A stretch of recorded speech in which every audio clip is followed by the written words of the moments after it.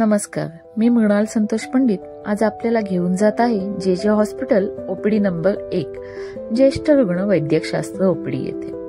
वैद्यकीय शास्त्रातील संशोधनामुळे मनुष्याचे आयुष्यमान वाढत आहे। त्यामुळे ज्येष्ठ रुग्णांना दर्जेदार आयुष्य व आरोग्य कसे मिळावे यासाठी जे हॉस्पिटल ज्येष्ठ रुग्ण वैद्यकशास्त्र ओपीडी ही सदैव कार्यरत असते। इथे येण्यासाठी तुम्हाला जे हॉस्पिटल गेट नंबर 6 येथून आतमध्ये आलात की हे ओपीडी गेट अत्यंत जवळ आहे। तसेच हे दुसरे मेन ओपीडी बिल्डिंगचे गेट आहे जे हॉस्पिटल मेन बिल्डिंगच्या समोर आहे। दोन्ही गेटने तुम्ही ओपीडी नंबर 1 येथे पोहोचू शकता।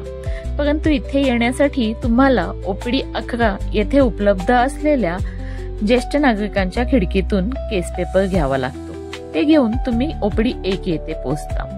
इथे विविध उपक्रम राबवले जातात, जसे फॉल क्लिनिक। यात पडल्यानंतर होणाऱ्या इंजुरी पासून कसे वाचावे याबद्दल माहिती दिली जाते। प्रत्येक सोमवारी बीएमडी स्कोअर चेक केला जातो। मेमरी क्लिनिक यामध्ये रुग्णांचे डिमेन्शिया अल्झायमर्स साठी तपासणी केली जाते।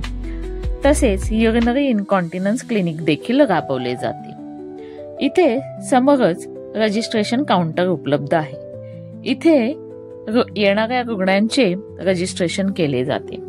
तसेच प्रत्येक रुग्णाचे हाईट, वेट, बीपी तपासले जाते।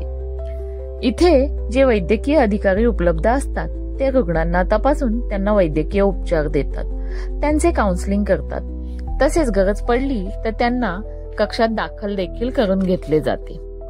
इथे उपलब्ध असलेल्या विविध उपक्रमांपैकी डिप्रेशन काउन्सिलिंग क्लिनिक हे एक आहे।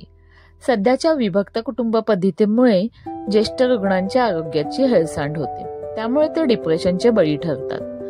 तर त्यातून बाहेर पडण्यास त्यांना सहाय्य केले जाते। एल्डरली अब्यूज क्लिनिक हे देखील एक उपक्रम आहे। ज्येष्ठ नागरिकांवर होणारे शारीरिक, मानसिक, आर्थिक व भावनिक अत्याचार याच्यापासून येथे संरक्षण केले जाते।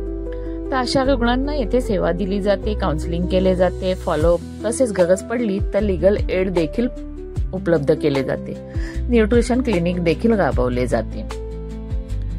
इथे सोशल वर्कर डिपार्टमेंट आहे, जे रुग्णांना महाग औषधे तसेच वॉकिंग एड्स जसे काठी, वॉकर आणि सर्जिकल आयटम जसे सर्वायकल कॉलर, एलएस बेल्ट, नी कॅप हे पुरवण्यासाठी मदत करते।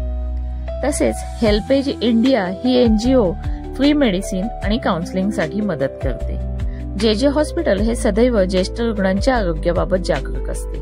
त्यांना वैद्यकीय उपचार, मानसोपचार व कायदेशीर सल्ला उपलब्ध करून देण्यास तत्पर असते।